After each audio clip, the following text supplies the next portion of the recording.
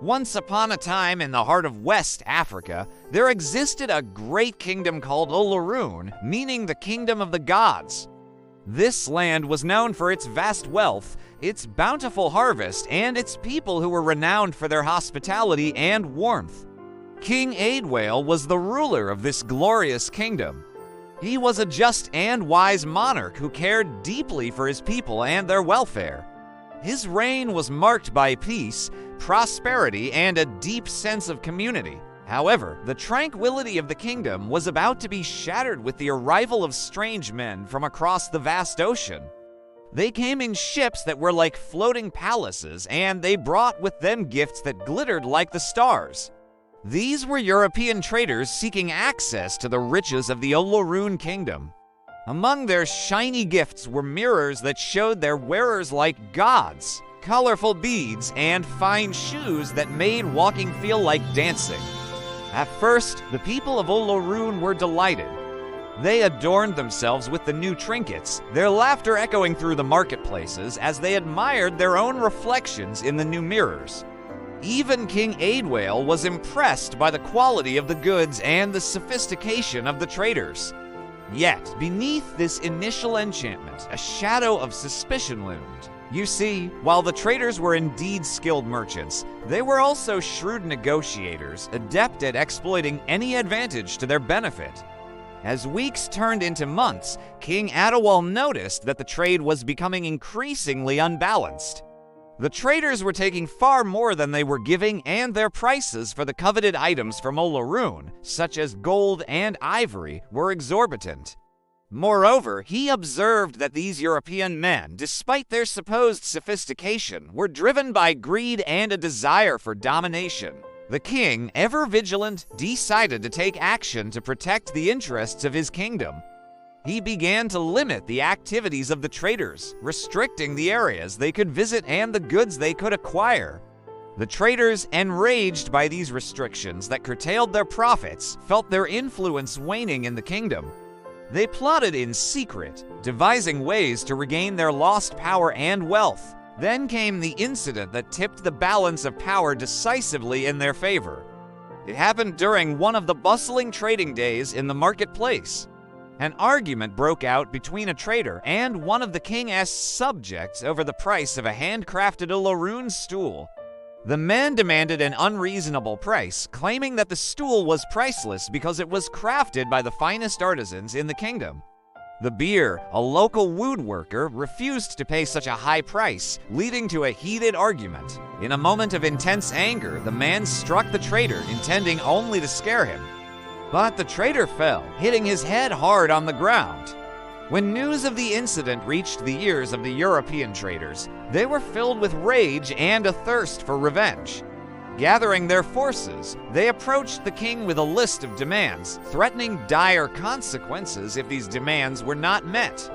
King Adwale, though furious about the traders' audacity, knew that a direct confrontation would be unwise. He carefully considered their demands, which included heavy fines, the extradition of the woodworker, and a public apology from the king himself.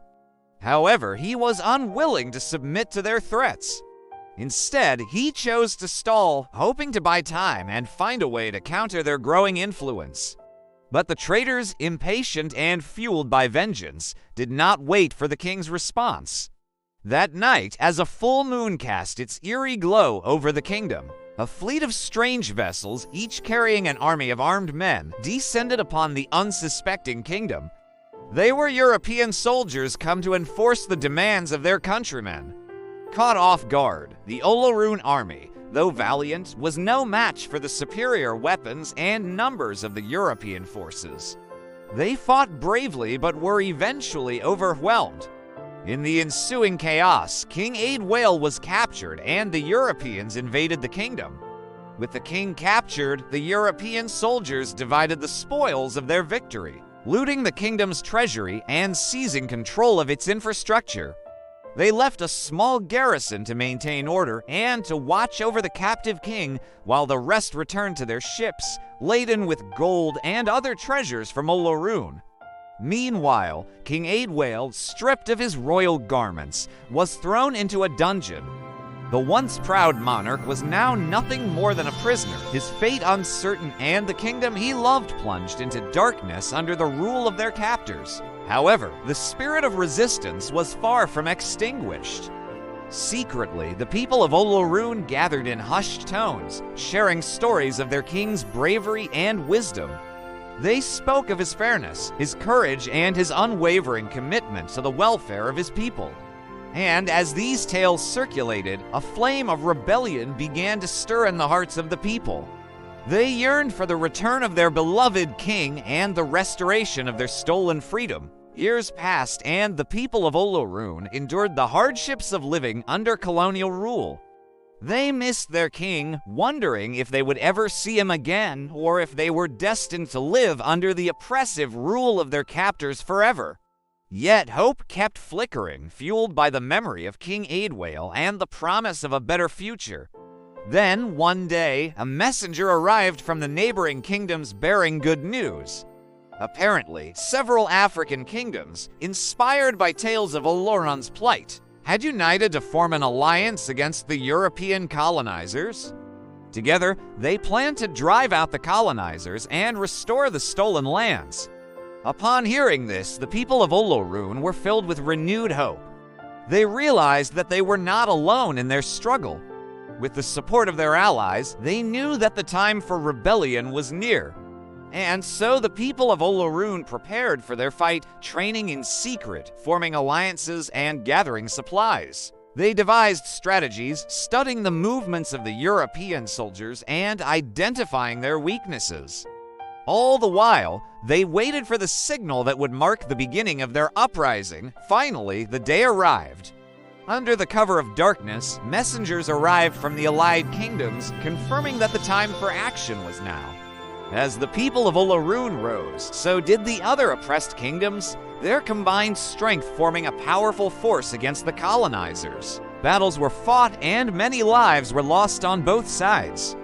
But the African armies, fueled by the desire for freedom and the support of their people, were unstoppable. They drove the colonizers back, reclaiming their land bit by bit. As the European soldiers retreated, the people of Olorun stormed the prison where King Aidwale was held captive. To their joy, the king, though weakened by years of imprisonment, was still alive. They rushed to his side, celebrating his return as they carried him out of the prison. When King Aidwale saw the faces of his people, he knew that their struggle had been worth it.